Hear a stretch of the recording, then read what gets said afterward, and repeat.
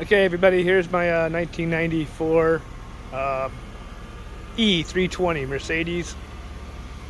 This has been my winter car for the last several years. Just sits around, does nothing, but I sold the house here in Florida. Moving on to other things, don't know what I'm going to do. Maybe Barcelona, Portugal, who knows. But anyway, so we're looking to sell this to somebody that could use a decent car. You know, $1,200. What do you want for $1,200? But you know, this thing runs, drives. The air will work if you put air conditioning, Freon in it. Got the little wipers on the headlights. But anyway, we're going to go ahead and take it for a ride. I'll tell you all the stuff I know wrong about it. This can make somebody a decent car just for back and forth to work. You know, it's just a beater. But I'll tell you everything that's wrong with it. So let's take it for a ride. Let's see what it got. All the windows go up and down. Like I said, the air conditioner does work if you add Freon. I usually do it once a year. It has the beat up leather interior. I wouldn't open the sunroof, but you do have bragging rights. You do have a sunroof. So let's take a look here. I'll take it for a ride. The only light that's on the dashboard is one for a, I guess that's a tail light out or a bulb. They call it the bulb circuit. I did run all the codes. I don't have any codes. Now it's being 1994. It's pre-OBD too, so you got to pull the codes the old-fashioned way. But as you can see here, take it for a ride. So the things that I know what's wrong with the car, you know, that's most people don't tell you that with a $1,200 car. They'd say, hey, it's $1,200. You want it or not? Take it, right?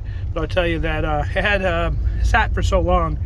Sat almost a year. My sister just put a battery in it for me. I appreciate that. The other thing that she also had trouble getting it started. When I came down, I just got back into Florida. I had a no start condition, so I disconnected and I reconnected the crank position sensor, which is a known issue on these cars. They sit, they get dry rotted. I would probably change that right away, even though by jiggling the wire a little bit, it looks like it fired right up for me. Had no problem driving it now. So I would probably take care of that right away. It's a $59 part. If you're handy, you can do it yourself. It's one 5mm bolt that holds it in. That's something I would take care of. The gas gauge, as you see right there, it's fluctuating. It kind of goes up and down a little bit. So another, either a wire issue or from sitting it so long, it might take care of itself by putting a full tank of gas in it. But I would probably, I like gas gauges. The other issues that the tires are dry rotted. You got Goodyears on here. The tread's really decent on them. You wouldn't have really an issue with the tread or any hydroplating or watering, stuff like that. But because it is, they are dry rotted, you know, you run the risk of eventually having a flat tire or something. That's not something you want on a reliable car.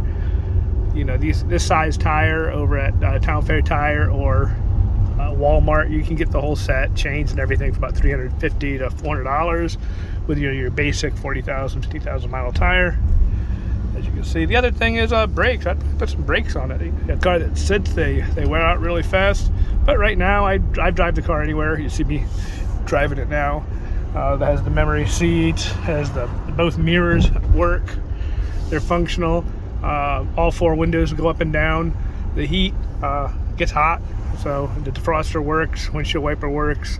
Again, I wouldn't open up the sunroof because you don't know if you'll ever get that closed. But okay, we'll take it for a little drive here. As you can see, it's running. There's no clunks or clangs or bangs, and it's actually a pretty comfortable car. Let's get her up to speed here. Yeah, haven't really driven her that fast in a while. I just kind of putz around town. But as you can see, it's it's a beater. $1,200. Got a new battery. The other thing that I'd probably fix, I smell some gas here and there, and so you might have the fuel lines underneath the car. On these E320s, they have rubber lines going to the fuel pump underneath the car, and I'd just take a look. I'd take that cover off, and I'd take a look and see. But you might need to replace a couple rubber lines. Again, anything that a car does need anytime they're sitting for a long time. So there you go. Here's my video.